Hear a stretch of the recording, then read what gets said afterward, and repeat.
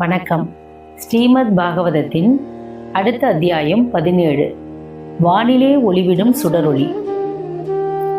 பிரம்மதேவனால் மானசீக புத்திரர்களாக தோற்றுவிக்கப்பட்ட சனகர், சனத்குமாரர், சனந்தர், சனத் சுஜாதர், ருபு, அமுசன், ஏதி, நாரதர் ஆகிய 9 பேரும் ஊர்த்வ ரேரதஸ்களாய் நைஷ்டிக பிரம்மச்சரியத்தை அனுஷ்டித்துக் கொண்டு கிரகஸ்தாசிரமத்தை அடையாது இருந்துவிட்டனர். ஆகவே அவர்களுக்கு சந்ததி இல்லை.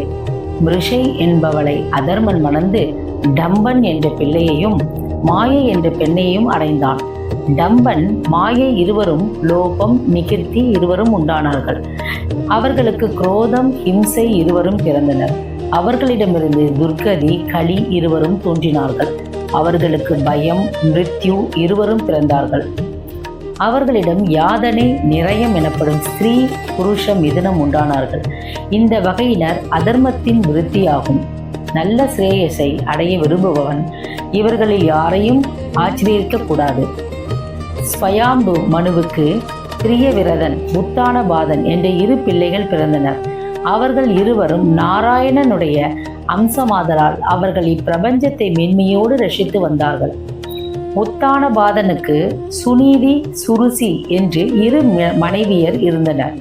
சுனூதிக்கு துருவன் என்ற பெயருடைய பிள்ளையும் சுருசிக்கு உத்தமன் என்ற பிள்ளையும் பிறந்தனர். உத்தானபாதனுக்கு சுருசியிடம் அதிக பிரியம். அவள் விருப்பப்படி நடக்க அவன் மறுப்பு சொல்லுவதில்லை. அரசன் தன்னிடம் அதிக பிரியம் வைத்திருக்கும் சாக்கில் அவனுக்கு பின் தன் மகன் உத்தமனுக்கே அரசுரிமை பெற்றுத்தர விரும்பினான் சுருசி. ஆகவே அரசனுக்கு சுனூதியிடம் வெறுப்பு ஏற்படும் பலவாறு பேசி அவன் உள்ளத்தை கரைத்து விட்டான். அதன் பலனாக அரண்மனையில் சகல சௌக்கியங்களுடன் வசித்து வந்த சுனிதி தன் மகன் துருவனுடன் அதே அரண்மனையில் ஒரு ஒதுக்குப்புறமாக வசிக்கும்படி ஆயிற்று. அரண்மனையில் எல்லாவித கௌரவங்களும் சுருசிக்கு தான் கொடுக்கப்பட்டு வந்தன. இருப்பினும் சுனிதி மனம் உடைந்து விடவில்லை. என்றைக்கும் காலம் இப்படியே போய்விடாது என்ற நம்பிக்கையில் இருந்து வந்தார். சிறுவனான துருவனுக்கு இதெல்லாம் புரியுமா? அவனோடு விளையாடும் தோழர்கள் அவன் தந்தைதான் அரசன் என்றும், உத்தமன் அவனுடைய இளைய சகோதரன் என்றும், உத்தமனைப் போல அவனுக்கும் சகலமான வசதிகளையும் பெற உரிமை இருக்கிறது என்றும் பேசி அவன் உள்ளத்தில் ஆசையை எழுப்பிவிட்டனர். உத்தமன் ராஜசபையில் தந்தையின் மடியில் உட்கார்ந்திருப்பதை துருவன் பல சமயங்களில் பார்த்திருக்கிறான். உத்தானபாதன் உத்தமனை கட்டி அணைத்து உச்சி முகிர்ந்து ஆசை வார்த்தைகளில் கூறி கொஞ்சுவதையும் அவன் பார்த்திருக்கிறான். அரசன் அவனுக்கு தந்தையல்லவா? அப்படியானால் அவனும் உத்தமனைப் போல அரசன் மடியில் ஏறி அமர்ந்து அரசனால் கொஞ்சப்படி வேண்டியவன் தானே. சிறுவனான துருவனால் உள்ளத்தில் எழுந்த ஆசையை கட்டுப்படுத்த முடியவில்லை. வீதியில் விளையாடி கொண்டிருந்தவன் அரண்மனைக்குள் நுழைந்து ராஜசபைக்கு ஓடினான். அவன் ராஜசபை அடைந்த போது உத்தானபாதன் வழக்கம் போல உத்தமனை மடி மீது வைத்து சீராட்டி கொண்டிருந்தான். அப்பா, நானும் மடியிலே உட்காருகிறேன் அப்பா என்று கூவிக்கொண்டே பாய்ந்து ஓடி வந்தான் துருவன். குமாரனை பார்த்ததும் உத்தானபாதன் உள்ளம் அவனை 2 கைகளாலும் வாரி அணைத்து கொஞ்ச வேண்டும் என்று பாசத்தால் துடித்தது. உள்ளத்தில் எண்ணினானோ ஒழிய செய்கையில் அவன் பின்தங்கிவிட்டான். பக்கத்திலேயே சுருசி நிற்கிறாளே, அவள் அனுமதிப்பாளா? ஒரு பக்கம் பாசம் இழுக்க, மறுபக்கம் மனைவியிடம் அவன் கொண்டிருந்த அபரிமித அன்பு தடை செய்ய இருதலை கொள்ளி எறும்பு போல் தவித்தான். துருவன் உள்ளே நுழைந்ததும் தந்தை நோக்கி தானும் மடிமீது அமர வேண்டும் என்று கூவிக்கொண்டு பாய்ந்து வருவதை கண்ட சுருசி சற்றென்று முன்வந்து ஒரு கையால் துருவனை பிடித்து இழுத்து அப்பால் தள்ளினார். தரையிலே விழுந்த துருவன் கண்களில் நீர்மழுக எழுந்திருத்தான். எங்கேடா வந்தாய் என்று அதட்டினாள் சுருசி. அப்பாவின் மடிமீது ஏறி உட்கார என்று துக்கம் நெஞ்சை அடைக்க கோரினான் துருவன். அது எப்படி முடியும் என்று கேட்டாள் சுருசி. அவர் என் தந்தைதானே என்று அவளை திருப்பி கேட்டான் துருவன். ஆம், அவர் உன் தந்தைதான். ஆனால் நீ என் மகனா? உத்தமனைப் போல் என் வயிற்றில் நீ பிறக்கவில்லையே. அப்படி நீ என் வயிற்றில் பிறந்திருந்தால் அவனைப் போல் உனக்கும் உரிமை இருக்கும். துருவன் திடுக்கிட்டான். அதெல்லாம் அவனுக்கு விளங்கக்கூடிய வயதா என்ன? உன் வயிற்றில் நான் பிறக்க நான் என்ன செய்ய வேண்டும்? அம்மா, அதை சொல் என்று கேட்டான் குழந்தை. அதற்கு தபசு செய்ய வேண்டும். பரமாத்மாவை தியானித்து அவர் தரிசனம் பெற்று உன் உதிரத்திலேயே வந்து பிறக்க அனுகிரகம் பெற வேண்டும் என்றாள் சுருசி. துருவனுக்கு உள்ளத்தில் ஒரு உறுதி ஏற்பட்டு விட்டது. உத்தமனுடைய தாய் தெரிவித்தது போல் பகவானுடைய அனுகிரகம் பெற்று திரும்புவது என்ற வைராகியம் கொண்டான். கண்களிலே வழிந்த நீரை துடைத்து கொண்டு தாயிடம் வந்தான். இதற்குள் துருவனுடைய தோழர்கள் அரண்மனையில் நடந்த சமாச்சாரத்தை அவன் தாயிடம் வந்து சொல்லிவிட்டார்கள். நெஞ்சம் பதைத்து சுனீதி மகனை தேடிக்கொண்டு ஓடி வந்தாள். துக்கத்தால் முகம் கவிழ தளர்ந்த நடையுடன் வந்து கொண்டிருந்த மகனை கண்டு ஓடி வந்து கட்டி அணைத்து கொண்டாள். குழந்தாய், உன்னிடம் அரண்மனைக்கு போக வேண்டாம் என்று சொல்லவில்லையா? எதற்காக போனாய்? அங்கே உன்னை சித்தி கீழே இழுத்து தள்ளினாளாமே என்று கண்களில் நீர்மல்க மகனை அணைத்தபடி கேட்டாள் சுனீதி. அம்மா, தந்தையை பார்க்க போனேன். தம்பி மடி மீது உட்கார வைத்து கொண்டிருந்தார். அம்மா, நான் இன்னொரு மடி மீது ஏறப்போனேன். சித்தி என்னை இழுத்து கீழே தள்ளினாள். குமாரனுடைய வார்த்தைகளை கேட்டு சுனீதி ஓவென்று அழுதாள். சீரும் சிறப்புடன் வாழ வேண்டிய மகன் அனாதை போல் நடத்தப்பட்டதை எண்ணி அவள் உள்ளம் வேதனையால் துடித்தது. மகனே, நீ அங்கே போயிருக்க கூடாது. ஏனம்மா? நாம் அதற்கு தகுதி உள்ளவர்கள் அல்ல என்பதை அரசரின் முடிவு. தகுதி உடையவர் தகுதியற்றவர் என்ற பாகுபாடு குழந்தைகளுக்கு என்ன தெரியும்? அம்மா, அப்பாவின் மடிமீறி ஏறி அமர நான் சித்தியின் வயிற்றில் பிறக்க வேண்டுமாம் அம்மா. சுனீதி கண்ணீரை மாலையாய் உகுத்தபடி அவனை மார்போடு அணைத்து சேர்த்து கொண்டாள். நமக்கெல்லாம் அந்த ஆசை கூடாதடா கண்ணே. இனிமேல் அரண்மனைக்கு போகாதே, என்னோடு வா, போகலாம் என்று துருவனை அழைத்து கொண்டு தன் இருப்பிடம் திரும்பினாள் சுனீதி. உள்ளே நுழைந்த துருவன் அம்மா என்று அழைத்தான். என்னடா கண்ணா, எனக்கு ஒரு ஆசை, அதற்கு நீ சம்மதிக்க வேண்டும் என்றான் துருவன். நான் என்ன செய்ய வேண்டும் சொல்லுடா கண்ணா என்றாள் சுனீதி. நான் தபஸ் செய்ய காட்டுக்கு போகப் போகிறேன் அம்மா. சுனீதி திடுக்கிட்டாள். யாரடா உனக்கு இதெல்லாம் சொன்னது? தபஸ் செய்து என்ன பெறப் போகிறாள் என்று நெஞ்சம் பதைக்க கேட்டாள்.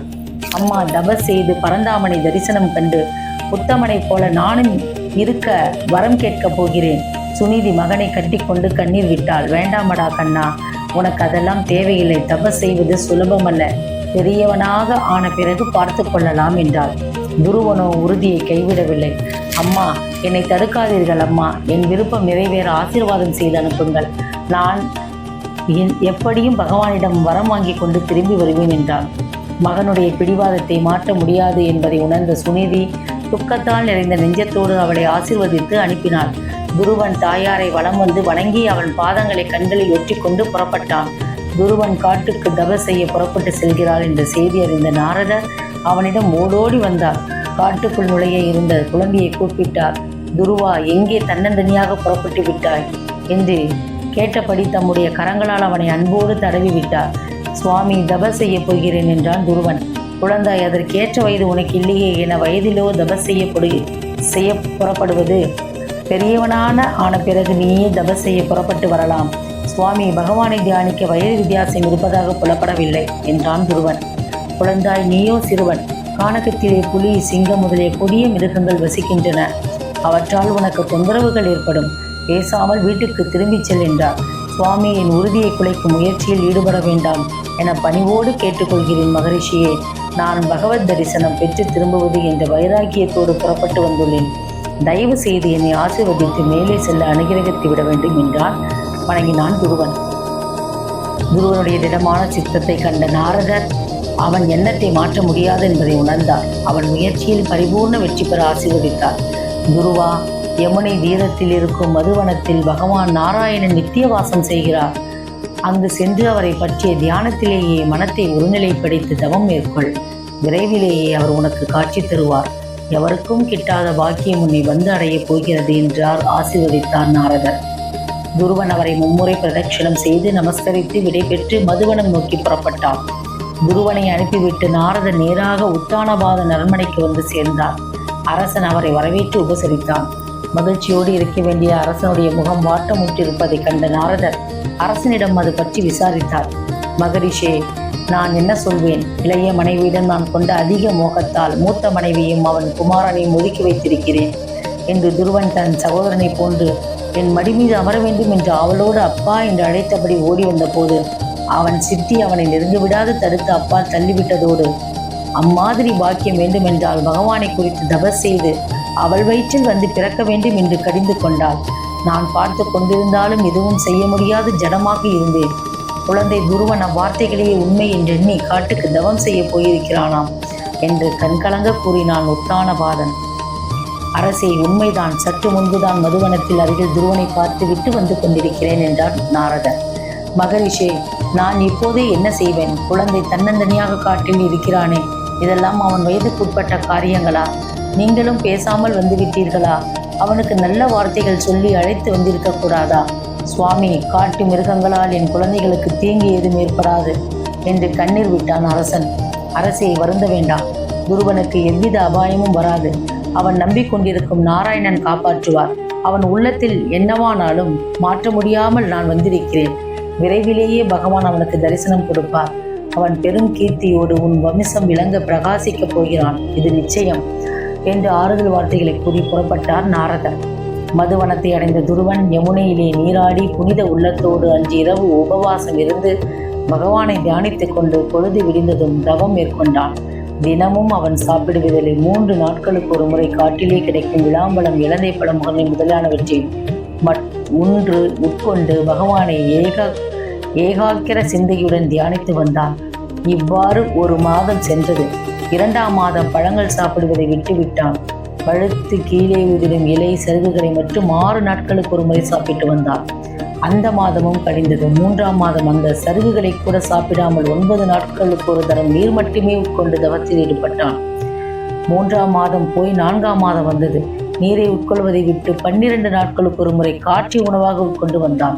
5ஆம் மாதத்தில் காற்றை பசிப்பதையும் விட்டுவிட்டு மூச்சை அடக்கி சமாதி நிலையில் அமர்ந்து விட்டான். காட்டில் உள்ள துஷ்ட மிருகங்கள் எதுவும் துருவனை நெருங்குவதில்லை. நெருங்கிவிட்டால் அவனிடம் பிரகாசிக்கும் ஜோதியால் மங்கி அவனை வலம் வந்து தங்கள் வழியே சென்றுவிடும். துருவனுடைய தவம் கடுமையாகிறது. உட்கார்ந்திருந்தவன் எழுந்து ஒற்றை காலில் நின்று தியானிக்க தொடங்கினான். யோகாக்கினி அவன் உடலில் இருந்து வெளிப்பட்டு சகல லோகங்களையும் பரவியது. அதன் உஷ்ணத்தை தாங்க முடியாத தேவர்கள் நாராயணனை சரணடைந்தனர். ஹே பிரபோ, துருவன் தங்களை குறித்து கடுமையாக தவம் செய்து வருகிறானாம். 5 மாதங்களாகியும் தாங்கள் பிரத்யட்சமாகாதையும் கண்டு அவன் தன் மூச்சையே அடக்கி தங்களை தியானம் செய்து கொண்டிருக்கிறான். தங்களிடம் நிலையான பக்தி கொண்ட அப்பாலன் தன் மூச்சையே அடக்கி விட்டதால் எங்களாலும் சரிவர மூச்சு விட முடியாதிருக்கிறது. தயவு செய்து அவனுக்கு தரிசனம் கொடுக்க எங்களையும் ரட்சிக்க வேண்டும் என்று பிரார்த்தித்தனர். நாராயணனும் அவர்களுக்கு அனுகிரகம் செய்தவராய் துருவன் இருக்கும் இடத்திற்கு புறப்பட்டார். கண்களை மூடி கைகளை கூப்பியவனாய் ஒற்றை காலில் நின்றவாறு உள்ளத்திலே பகவானுடைய திவ்ய மங்கள சொரூபத்தை தியானித்தவனாய் நிற்கும் துருவனை நெருங்கிய நாராயணன் அவன் உள்ளத்திலேயே தம்முடைய கல்யாண கோலம் ஒரு கணம் தோன்றி மறையுமாறு செய்து ஹே துருவா என்று அழைத்தார். எம் பெருமானுடைய மங்கள சொரூபத்தை மனதிலேயே இமைக்கும் நேரத்தில் கண்ட துருவன் தன்னை யாரோ அடைப்பதை உணர்ந்து கண்விழித்தார். எந்த சொரூபத்தோடு பகவான் அவன் ஞான கண்களுக்கு காட்சியளித்தாரோ அதே ரூபத்தில் சங்கு சக்கர கதாரியாய் கிரீட குண்டலங்களுடைய மார்பிலே கௌஸ்துபம் தவள பஷஸ்தலத்தில் மகாலட்சுமியுடன் எதிரே நிற்பதை கண்டதும் மெய்சிலுக்கு அவருடைய பாத கமலங்களில் நெடுஜான் கிடையாக விழுந்து நமஸ்கரித்தான். நாராயணன் குனிந்து அவன் தலையை தொட்டு மெல்ல எழுப்பினார். அந்த க்ஷணத்திலேயே அவன் சகல வேத சாஸ்திரங்களை உணர்ந்தவனானான். கண்களில் மகிழ்ச்சி பிரவாகிக்க 2 கைகளும் உயர தூக்கி அஞ்சலி செய்தவனாய் அவரை துதித்தான். ஹே பிரபோ, கருணா கடாட்ச உமக்கு அனந்த கோடி நமஸ்காரங்கள். சகல ஜீவராசிகளும் மண்ட சராசரங்களுக்கும் ஆதி புருஷராகிய இருக்கும் தங்களை காண முடியாது முனிசிரேஷ்டர்களுக்கும் கதறுகின்றனர். ஏதும் உணராத சிறுவனான எனக்கு தாங்கள் தரிசனம் அளித்தது பற்றி நான் எவ்வாறு போற்றுவேன்? ஹே லக்ஷ்மி நாயகா, தங்களிடத்தில் இடைவிடாத பக்தி கொண்டு விளங்கும் சாதுக்களுடன் சுவாசகம் எனக்கு கிட்டுமாறு அனுகிரிக்க வேண்டும். சகவாசம் எனக்கு கிட்டுமாறு அனுகிரிக்க வேண்டும். ஹே பிரபோ, அம்மகான்களுடன் கலந்து அவர்களால் சதா சர்வ காலமும் தங்கள் குண விசேஷங்கள் சொல்ல கேட்டு இந்த சரீரத்தில் குடிகொண்டிருக்கும் அஞ்ஞானம் நீங்க பெற்று சம்சாரமாகிற பிறவி பெருங்கடலை கடக்க அருள் புரிய வேண்டும் என்று பலவாறு தோத்திரம் செய்தான் துருவன். இந்த அத்தியாயத்தின் தொடர்ச்சி நாளை பார்ப்போம். நன்றி, வணக்கம்.